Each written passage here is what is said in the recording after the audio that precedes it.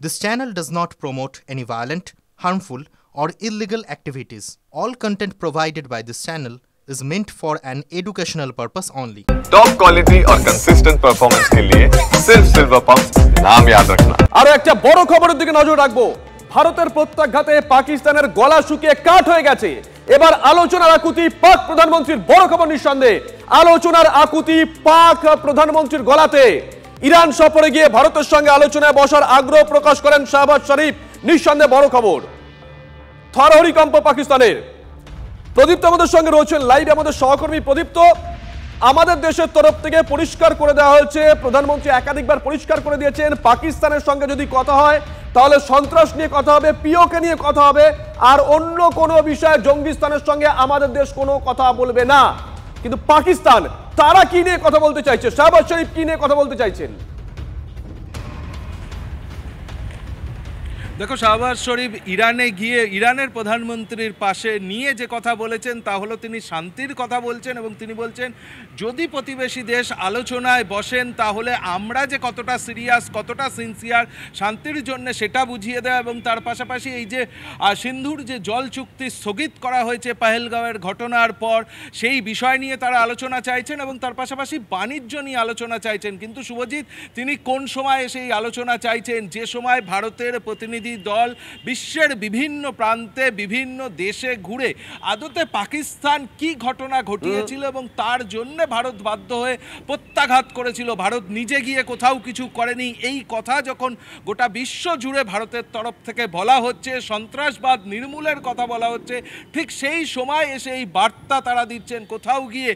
তবে কি পাকিস্তান ব্যাকফুটে তো অনেকটাই গিয়েছে, এটা ঠিকই, তার পাশাপাশি গোটা বিশ্ব জুড়ে তাদের যে ভাবমূর্তি নষ্ট হচ্ছে সন্ত্রাসবাদের ক্ষেত্রে, তারা যে মদত দিচ্ছে, সেই বিষয়গুলো বুঝতে পেরেই হঠাৎ করেই কি এই শাহবাজ শরীফের বিলম্বিত বোধোদয় কিনা তা নিয়েই বিভিন্ন মহলে চর্চা চলছে এবং সেই কারণেই হয়তো তিনি এখন এসে শান্তির কথা বলছেন। তারা কতটা সিনসিয়ার, যে দেশ সারাক্ষণ সন্ত্রাসবাদকে মদত দেয়, জঙ্গিদের ঘাঁটি একের পর এক গড়ার সুযোগ করে দেয়, সেই দেশ হঠাৎ করে শান্তির কথা বলছে। তার কারণ ভারত গোটা বিশ্ব জুড়েই এই মুহূর্তে গোটা বিশ্ব জুড়েই ভারত তুলে ধরছে যে পাকিস্তান কিভাবে সন্ত্রাসবাদকে প্রশ্রয় দিয়েছে এবং ভারত বাধ্য হয়ে সেই প্রত্যাঘাত করেছে সন্ত্রাসবাদকে নির্মূল করতেই। সেই কারণেই শাহবাজ শরীফের হয়তো এই ধরনের মন্তব্য বলেই বিভিন্ন মহলে চর্চা চলছে। কিন্তু ভারতের থেকে স্পষ্টই করে দেওয়া হয়েছিল পেহেলগাঁওয়ের হামলা এবং পরবর্তীতে অপারেশন সিঁদুরের পর যে পাকিস্তানের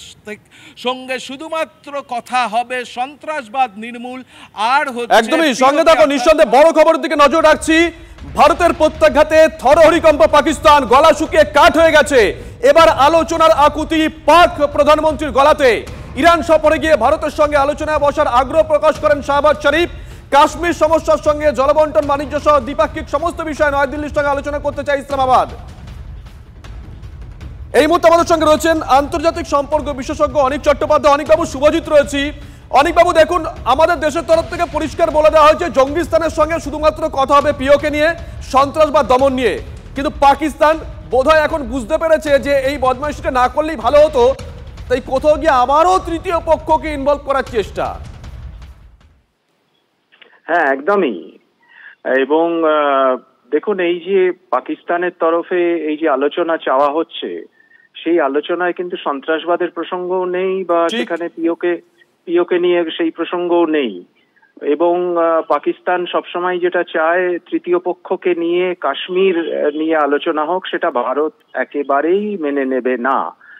ফলে এই যে দুটো দেশের দৃষ্টিভঙ্গি আলোচনার ক্ষেত্রে সম্পূর্ণ আলাদা এবং এক্ষেত্রে আলোচনার টেবিল অবধি যাওয়ার আগেই দুটো দেশের যেহেতু দৃষ্টিভঙ্গি, পার্সপেক্টিভ সম্পূর্ণ আলাদা, ভারত চায় সন্ত্রাসবাদ নিয়ে আলোচনা হোক, পিওকে নিয়ে আলোচনা হোক, আর পাকিস্তান চাইছে যে তৃতীয় পক্ষকে ইনভলভ করে কাশ্মীর নিয়ে আলোচনা হোক, যেটা ভারত কোনোদিনই মেনে নেবে না। ফলে এই আলোচনা দিকে ভারত এগোবে বলে আমার মনে হয় না। ধন্যবাদ। মতিরাম জাট জঙ্গি হামলার 6 দিন আগে পর্যন্ত পেহেলগাঁও ছিলেন পাকিস্তানি চর সন্দেহে ধৃত এই সিআরপিএফ জওয়ান, এমনটাই বলছে সূত্র।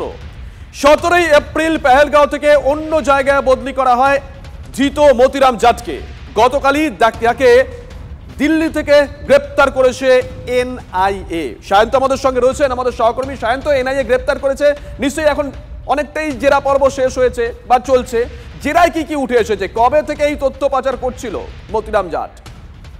দেখো, সিআরপিএফ এর সাব অ্যাসিস্ট্যান্ট ইন্সপেক্টরের পদমর্যাদার এই মতিরাম জট মূলত পেহেলগাঁওতে দীর্ঘদিন ধরে কর্মরত ছিল এবং এই কর্মরত থাকাকালীনই বিভিন্ন তথ্য, মূলত যেহেতু উপত্যকা এলাকায় নিরাপত্তার দায়িত্বে ছিলেন সেই কারণে কিন্তু তার কাছে বিভিন্ন তথ্য আসতো এবং সেই তথ্যই পাক গুপ্তচর সংস্থা আইএসআই এর কাছে সে পাচার করতো বলে অভিযোগ। এমনকি তার মোবাইল এবং যে ইমেল সেগুলো ঘেটেও কিন্তু একাধিক তথ্যসূত্র মিলেছে বলে তদন্তকারী সূত্রে খবর।